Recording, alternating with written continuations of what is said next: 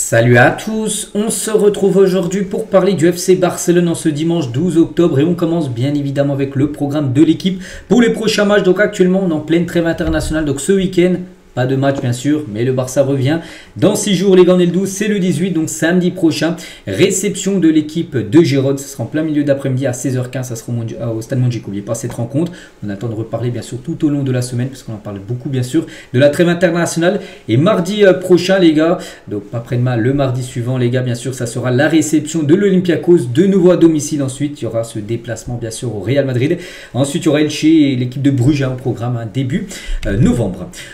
Concernant bien sûr le retour de certains joueurs, et ça c'est plutôt une bonne nouvelle quand on sait, bien sûr, n'oubliez pas, la semaine dernière n'a pas été bonne avec 2 derniers matchs de défaite pour le FC Barcelone, pas mal de joueurs devraient faire leur retour. Fermin Lopez, Rafinha et Lamine Yamal devraient tous revenir pour le match contre Gérone. Donc samedi prochain, ça c'est plutôt une bonne nouvelle parce que c'est des joueurs qui manquent beaucoup. Les trois, que ce soit Lamine, Rafinha et Fermin, ils sont très importants. Pour moi, Fermin, je le trouve bien meilleur que Daniel Mo. Lamine Yamal, c'est Lamine Yamal bien sûr, ailier droit titulaire. Et Rafinha, côté gauche aussi, c'est un très bon joueur, même si Rashford aussi bon. Donc après, tu peux bien sûr enlever les Lewandowski, mettre Rashford en neuf, même si Ferran aussi peut utiliser cette position. Mais Rafinha, voilà, on sait la saison qu'il a fait saison dernière à gauche. C'est vrai que c'est des joueurs qui manquent beaucoup et voilà, c'est comme la bonne nouvelle, ils seront normalement tous de retour la semaine prochaine. Et concernant Juan Garcia, lui ça semble un peu juste, le match contre Gérone, l'Olympiakos on ne sait pas trop. L'objectif c'est qu'il revienne pour le match contre le Real Madrid, mais pas que c'est opéré quand même Juan Garcia, donc il peut pas revenir non plus trop rapidement. Donc on verra, mais pour l'instant voilà son objectif, revenir à temps pour le Classico prévu dans 2 semaines. C'est pas dimanche prochain, c'est le dimanche suivant. On continue toujours avec un journaliste qui a dit que le Barça a eu 7 matchs en 21 jours avant la dernière trêve là. Enfin les derniers matchs, il y a eu 7 matchs en 21 jours. C'est simple, ça fait un match tous les 3 jours à peu près. Donc là c'est le même rythme, rien que si on regarde là sur les prochaines rencontres. Donc là Gérone, Olympiakos, Real, Elche et Bruges. Donc là on passe du 18, premier match le 18, 5. Donc là il y a à peu près 2 semaines et demie de compétition et tu as déjà 5 matchs. Ça sera le même rythme de match les gars, donc c'est pour ça. Il y aura des matchs tous les 3 jours et c'est pour ça que bien sûr il y aura peut-être encore des blessures. Ce qu'on n'espère pas bien évidemment. On continue avec Pedri les gars. Donc l'influence de Pedri sur le Barça visualisée en une seule statistique. C'est simple, lorsque Pedri touche le ballon moins de 100 fois dans un match de Barcelone, le match n'est pas gagné. Par exemple, le match la semaine dernière contre Séville, il a touché moins de 100 ballons dans le match. C'est plutôt rare parce que Pedri souvent il dépasse l'avoir des 100 ballons touchés. Quand il touche moins de ballons, c'est que le Barça est plus en difficulté. Et la preuve, le Barça n'a pas réussi à s'imposer. Souvenez-vous, ce match compliqué du côté de Séville, défaite 4-1. Mais bon, ça reste bien sûr un magnifique joueur. Il ne peut pas non plus à chaque fois toucher plus de 100 ballons et être la pièce maîtresse, bien sûr, au milieu. Mais en tout cas, Rivaldo a de grandes attentes envers Pedri. Pedri a le potentiel pour devenir un jour le meilleur joueur du monde. J'ai été surpris que Pedri ne soit pas au moins parmi les 10 premiers au classement Ballon d'Or. Il a fini 11e. N'oubliez pas Pedri. Il doit continuer à travailler comme il le fait pour remporter un jour le Ballon d'Or, malgré toute la controverse qui l'entoure, bien sûr, vu que c'est un milieu de terrain. Voilà, il marque moins les milieux que les attaquants, tout ça. C'est vrai que parfois le plus important est la première place, mais la deuxième ou la troisième importe peu, car personne ne se souvient de qui est arrivé à ces places. Donc c'est pour ça qu'il dit que Pedri, il doit travailler encore plus, même s'il est déjà très bon, et qu'il mérite un jour d'être mis en lumière un peu à l'image de Rodri, milieu de terrain, qui a gagné le Ballon d'Or il y a l'année dernière. Et voilà, il espère qu'un jour il puisse gagner le Ballon d'Or tout simplement. Pedri, ce serait bien sûr exceptionnel. On continue, on va parler un peu maintenant Mercato et ce joueur que je parle de temps en temps les gars, ce jeune Camerounais Eta et Young. Et le Barça surveille la situation de ce jeune joueur de Levante qui a marqué quand même pas mal de buts sur les derniers matchs. Son très bon début de saison en Liga ne passe pas inaperçu. Donc en 8 matchs, il a marqué quand même 5 buts, 3 passes D, donc décisif. 8 fois en 8 matchs. Voilà, donc un joueur vraiment à surveiller que le Barça pourrait peut-être essayer de passer à l'action. C'est que le Barça aime les jeunes joueurs. Donc la plupart des jeunes joueurs sont des joueurs sortis de centre de formation, bien sûr. Centre de formation énorme. Et lui, bon, il ne vient pas de la Masia, mais voilà, ça peut être le remplaçant de Lewandowski dans le futur, on verra. En tout cas, il y a des très belles stats. Il est tout jeune, il est tout jeune, je crois, il a 18 ou 19 ans. Donc Lewandowski a 37 ans. Donc voilà, pour vous montrer vraiment peut-être l'avenir du Barça. Pourquoi pas miser tout simplement sur ce Eta et Young. Concernant Marcus Rashford, Fabrizio Romano le dit les gars. Il y a une très forte possibilité que Marcus Rashford continue au FC Barcelone la saison prochaine. N'oubliez pas qu'il est prêt à un an. Normalement, le 30 juin prochain, Le lendemain, il doit retourner à Manchester United. Hein.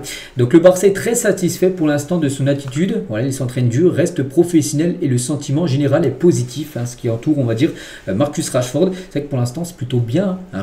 La semaine dernière, il a été élu homme du match alors que le Barça a perdu 4-1. Puis même les derniers matchs, les 8 derniers matchs, chaque fois il a été décisif avec beaucoup de passes D, c'est vrai. Mais ouais, des passes D, c'est quasiment comme des buts, hein, c'est des caviars. Donc voilà. Et pour l'instant, on se dirigerait peut-être vers une option d'achat peut-être levée hein, concernant Marcus Rashford. On en reparlera d'ici quelques temps s'il garde encore ce rythme infernal. Mais voilà, s'il continue comme ça, et là, il pourrait être conservé bien sûr par le Barça. A noter que le Barça suit également Gonzalo Inacio, donc défenseur central du Sporting. C'est une option. Voilà, parce qu'on sait que par exemple les derniers matchs, hein, pas mal de buts pris. 4 contre Séville, il y a eu 2 avant contre le PSG, il y a eu 6 buts pris des derniers matchs. On sait qu'Inigo a quitté le club, Inigo manque hein, sur ce début de saison. Et le Barça, il y a des chances hein, qu'ils iront chercher un défenseur central. Donc voilà, ça peut être ce joueur portugais. On continue avec un article de Mundo Deportivo et CDECO, les gars, qui s'était exprimé sur le transfert raté de Nico Williams au Barça. On sait que Nico Williams, ça a été le gros feuilleton. Un coup, il devait venir, puis du coup, il n'est pas venu. Hein. Il a plongé 10 ans hein, à Bilbao. L'agent nous a contacté, il a essayé de nous le vendre. Hein. Cela n'a pas abouti et nous sommes passés à autre chose. Voilà. Donc il n'y a pas eu d'erreur. Hein. Nous avons simplement fixé les conditions du club. Puis il a fallu passer aux négociations sur papier au contrat. Voilà. Nous leur avons dit que nous n'accepterons pas les conditions qui nous avaient été imposées, car aucun joueur ne va nous dicter sa loi. Nous leur avons donné un délai pour répondre, ils n'ont pas répondu, ils ont suivi leur chemin et nous avons suivi le nôtre. Hein. Ce n'est pas une question de garantie d'inscription. Si tu veux négocier, dis-moi tout ce dont tu as besoin et ce que tu veux et ne change pas d'avis après, hein, c'est tout. Je ne parlerai plus de ce sujet, on a trop parlé et Bilbao a dit trop de bêtises. Voilà, en gros que il ne veut plus parler de ça parce qu'en gros ils ont essayé hein, et puis c'est surtout l'agent du joueur en gros au dernier moment qui a changé. Voilà, au début c'était tout ok, un joueur d'après Deco était ok pour venir et dernier moment l'agent a peut-être demandé plus son argent, il a demandé peut-être un salaire plus gros, peut-être il a demandé un meilleur contrat, j'en sais rien et du coup ben voilà, non, on a dit ça puis après tu changes, bah, du coup ça s'est pas fait. Voilà en gros ce qui s'est passé avec Nico Williams.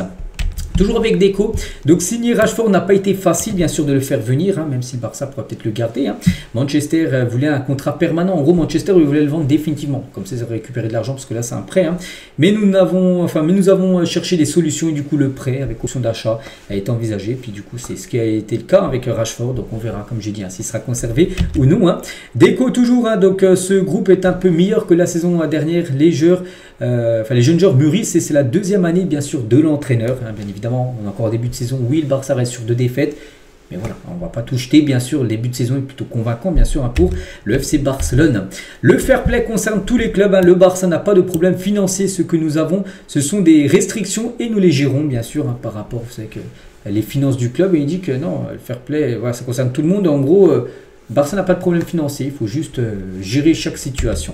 De nombreuses sorties étaient des appels sportifs et ils aidaient aussi à faire preuve de fair play, mais la logique était le football d'accord, hein, bien sûr, le football d'abord. Donc voilà, ça c'est peut-être par rapport au départ d'Inigo Martinez, hein, n'oubliez pas qu'il avait une clause dans son contrat qui pourrait rejoindre le championnat saoudien, ce qu'il a fait avec l'énorme offre hein, qu'il a reçue du club d'Al Nasser.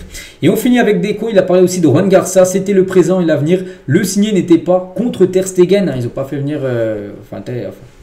Juan Garça pour mettre un bâton dans le roi à Ter Stegen, non, c'était une planification intelligente parce que Ter Stegen, il a pris de l'âge, il fait plus de 10 ans qu'il est au club, il fallait du renouveau, voilà, un peu comme Lewandowski qui va être remplacé par un jeune joueur, peut-être Tai Young, hein. Et ben pour le poste de gardien de but c'était la même chose, il fallait un joueur beaucoup plus jeune et c'est pour ça que le Barça est parti chercher Juan Garça. Donc voilà les gars, quelques déclarations de Deco, donc nous on se retrouve dès demain bien sûr lundi pour le prochain numéro, hein. Donc moi je vous laisse, je vous souhaite une très bonne journée et à demain.